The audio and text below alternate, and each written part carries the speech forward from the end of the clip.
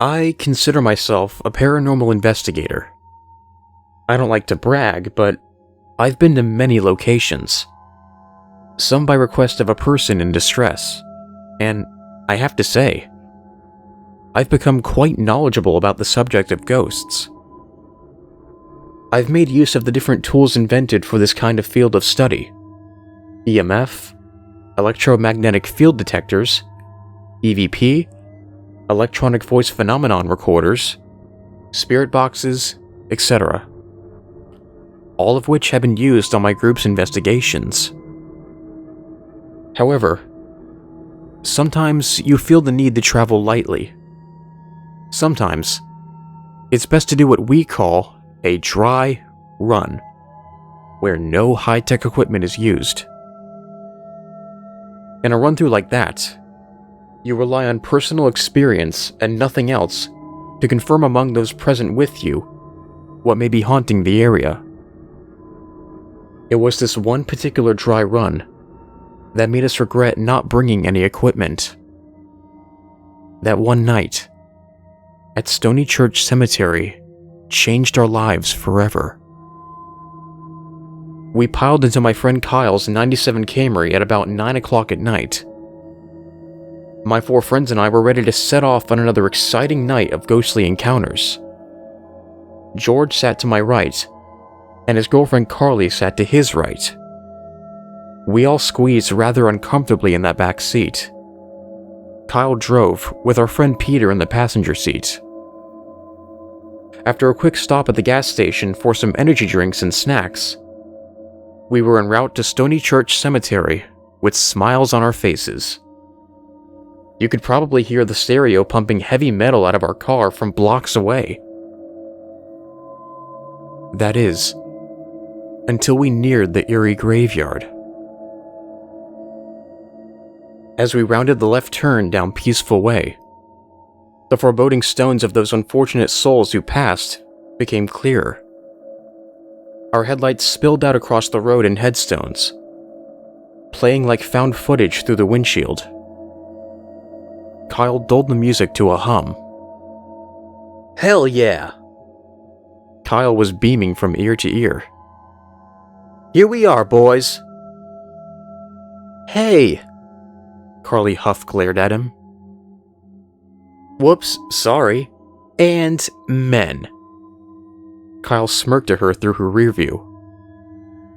We all laughed in unison as the vehicle passed through the cemetery gates. We knew to keep particularly quiet, as cops tended to check on this place after curfew, which was falling pretty soon thereafter. George made a signal to hush as I opened my door to step out. We always parked in the very back, on what locals called Footsteps Path, because it was the most secluded, with tree coverings and inclined enough to hide it from the main road. From there, we would usually make our way to what we called the Crossroads to start an EVP session. Tonight, we had a different plan in mind. George, Carly, and Peter were all unaware of what we had in store. We collected ourselves up and made our way to the crossroads together. Kyle and I would make the announcement upon arrival. Kyle? Peter started. Where's your backpack and camera? We won't be needing that stuff tonight, man. I answered for Kyle. I could feel George and Carly looking at me, but I kept pushing forward. Moments later, we were all dispersing ourselves to the 4 sides of the dirt path. George and Carly were across from each other, as were Peter and I, likewise. Kyle took the imaginary podium in the center. It was cold that night. So very cold. Kyle shivered through his speech. My dearly beloveds, he started jokingly, before becoming very serious. You all must have noticed the lack of technology in our hands tonight. Well, Upon deliberation for days now, we have come to the decision to do our very first dry run of Stony Church. Yup, that's right. No voice recording, video, or EMF hits. Nothing? Peter looked a little confused. Yeah, man. Like we did at the abandoned tavern last week.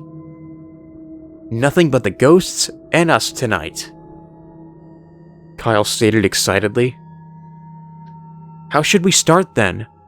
We were at the crossroads, Carly noted. Well, I chimed in. Let's try starting over on the children's side. We haven't really done anything over there before. Everybody seemed to agree, so I turned a bit and waved for them to follow me. The cold breeze was cutting through me like razor blades. The temperature must have dropped about 10 degrees. We followed the path straight down through the chain-linked fence, separating the two main parts of the cemetery. Where we were headed to was what was widely considered as the children's side, even though there were also whole family plots on this site. Little did we know, the night was about to shift from calm to unnerving, and we weren't prepared in the slightest. It was now pretty close to 10 o'clock, and a couple of us were already yawning and sipping some energy drinks to stay alert and awake. The dim moonlight stretched across the grounds in such a relaxing manner that it reminded me of being home in bed. I was itching for some activity, and so was Kyle. All right, guys, who wants to communicate with the afterlife tonight? Kyle addressed us with enthusiasm. The group nodded their heads and looked toward him in attentiveness.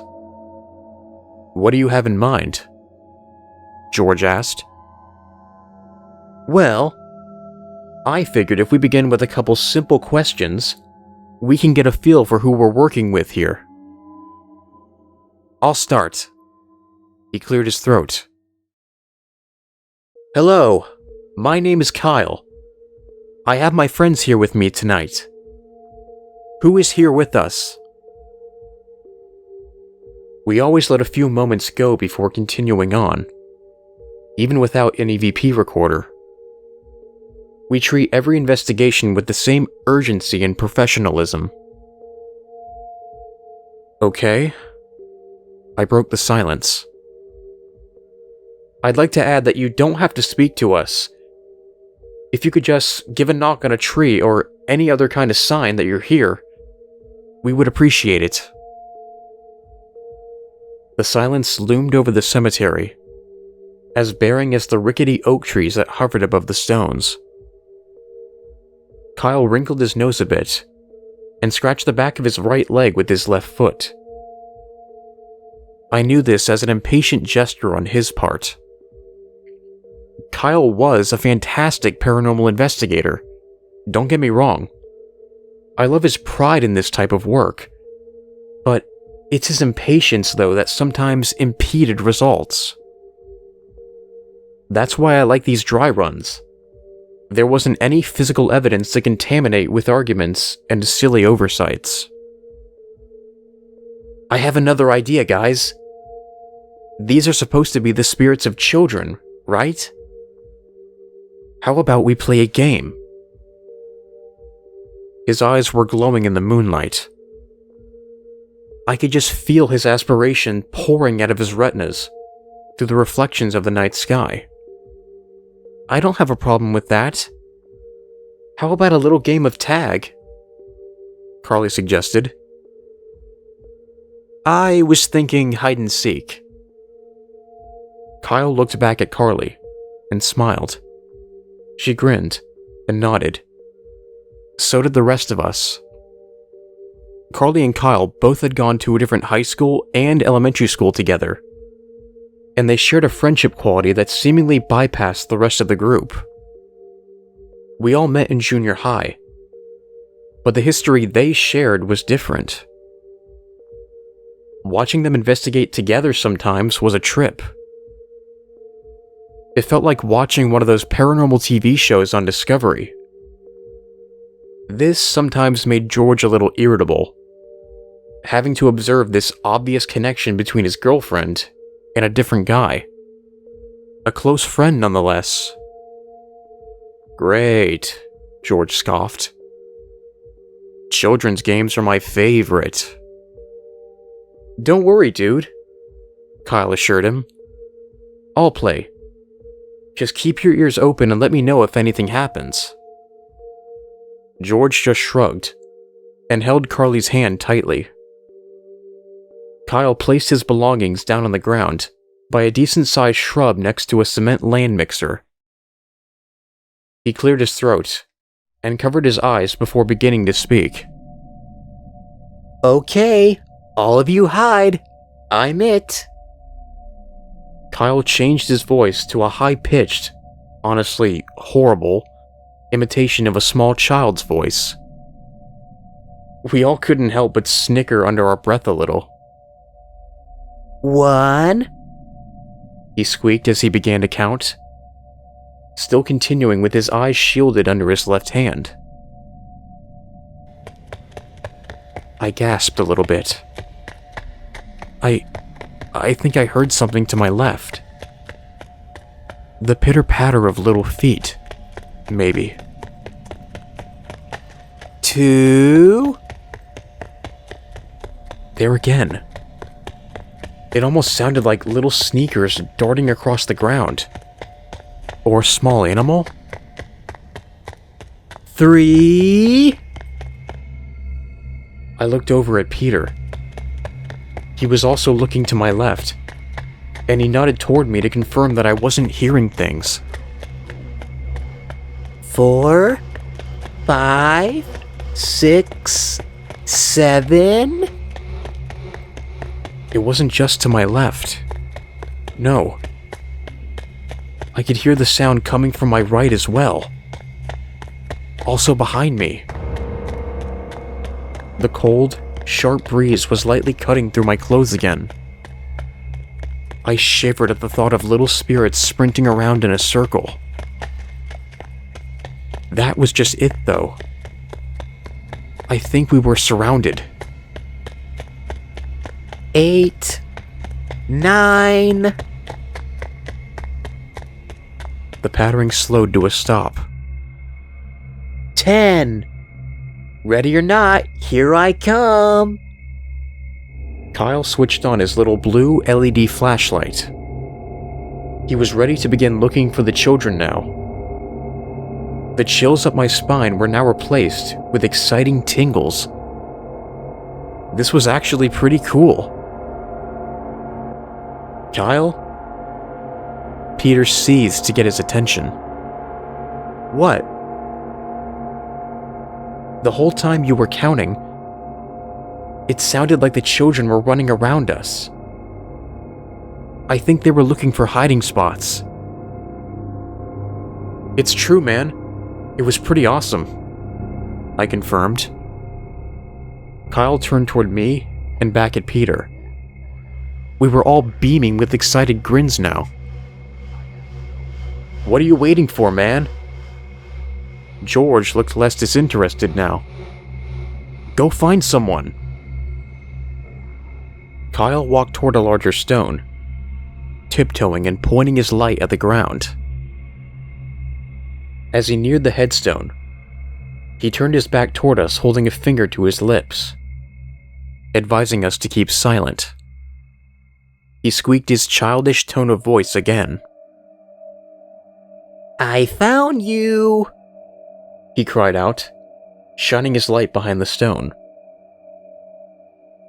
Aw, man, a little voice replied. We all gasped. Kyle fell back a little bit. He looked shocked. His face twisted into a halfway bewildered expression. You guys heard that? He shouted. Yes, I replied. Did you see anyone? No. I He stammered. I heard a kid, like a little girl or something. Find another one, Carly exclaimed in a hushed command. George and Peter looked a little frightened. I don't think they expected anything like that. Neither did I.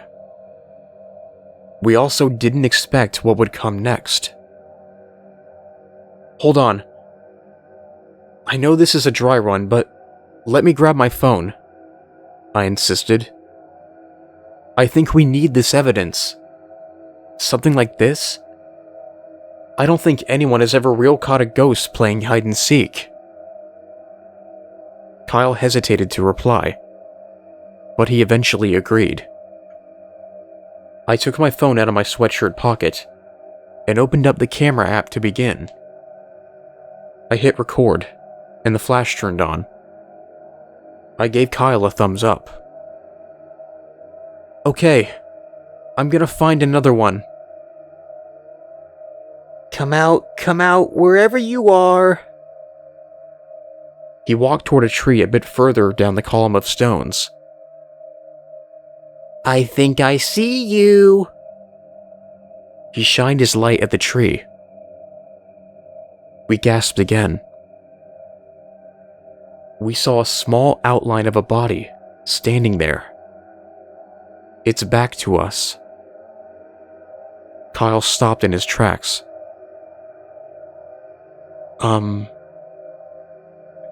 Hello?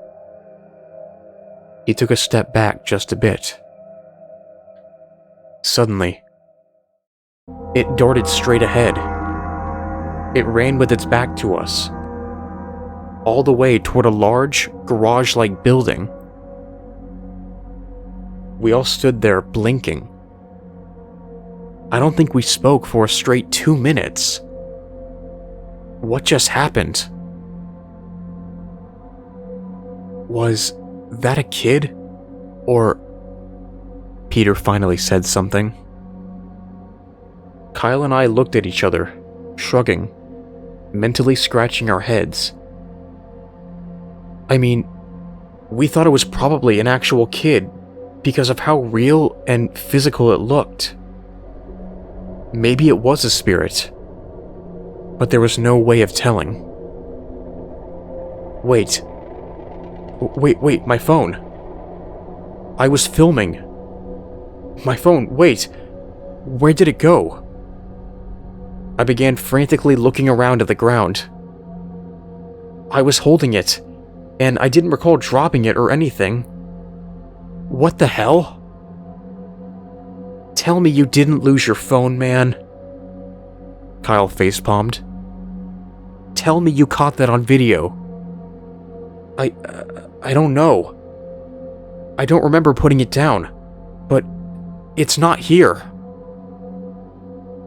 I was so confused. I must have been so distracted by what was going on that I didn't notice I had dropped my phone. Whatever. We should follow that kid, Kyle insisted. We all agreed, and decided to continue forward. We would follow that kid into the building up ahead. We started walking. We had barely taken a step when my foot landed on something hard and crunchy. I looked down and moved my foot aside to reveal my phone amongst the lightly graveled dirt beneath me. I had stepped on it, successfully spider-cracking the screen. I picked it up to reveal it to my friends. They seemed equally puzzled. I guess I dropped it. Well, just put it away. Let's try and catch up with our ghost friend. Kyle began walking ahead of us. Getting to the front of the building was a piece of cake. Getting inside would be the tough part. It was locked at all access points. Did that kid have a set of keys on him? George asked, smirking. Ghosts don't need keys, idiot. Peter laughed. Well, scratch going inside. I'm not breaking into anything tonight. Maybe we should call it, I suggested. I'm not going home yet. Kyle squinted at me through the darkness. Alright, let's get back to the main cemetery then. From the tree line, we could hear a stick cracking. We turned toward it to see what could be out there. It was to no avail. We couldn't see a thing. Even the bright, waxing moon couldn't help us. I think it was probably just a fox or something, guys. There's tons of animals around. Shh. Wait. Can you hear that? Carly cut me off. Yeah, I was explaining that. Hush! Listen. She was right. I could hear something. It seemed to be around us again. The patter of little feet. The pitter against the dirt path and unmowed grass. Then, the singing. This is what we heard. Ring around the living, they're still unforgiven. Ashes, ashes will burn them down. Over and over, children singing this twisted rhyme of dark plagiarism, surrounding us. The cold breeze was circling the group as well. We huddled in close to each other. We're all hearing the same thing, right? I asked. They nodded their heads. The spirits were dancing around us. Do you guys hear the other sound? What other sound? Kyle asked. The sound of fire was apparent too, but we couldn't see it until... The building's on fire! Carly pointed out. She was right. Through a window on the side, you could see flames licking up through the window frame. Shit, what do we do? We have to call someone. I held up my broken phone. Everybody else left theirs in the car. I blushed. Sorry. Let's get back to the car. I've had enough. Glass shattered out across the ground outside. We shielded our faces even though it was far enough away that we didn't need to worry. It was a reflex attributed to panic and fear. That's when we saw the little kid again. He was running from the building. A little boy. But his face wasn't right. My heart skipped in its beating pattern. His face. It was grotesque. His eyes were bulging outward, and his face was yellow and black and blistered. I could feel myself gagging. It took me a moment to realize that he was darting right towards me. Shit! George and Peter both exclaimed as they noticed Ghost Boy at the same time. Run! I shouted. We began to sprint. I don't remember how long it took, but it felt like forever to get back to the car. When we finally arrived, I couldn't throw my door open fast enough. Come on, hurry, hurry, start it! The car started up easily, and Kyle hit the gas, and we were off. We turned up the center path, driving right over the crossroads. Upon exiting the gate, I took one final look back at the cemetery grounds, and there went my heart again. The spirit of the little kid stood there, down the path, staring at our back window. His drooping cheekbones turned upward into a menacing, toothless grin. That smile told me one thing. I'll be seeing you again. I'll be seeing you too. Stony Church Cemetery.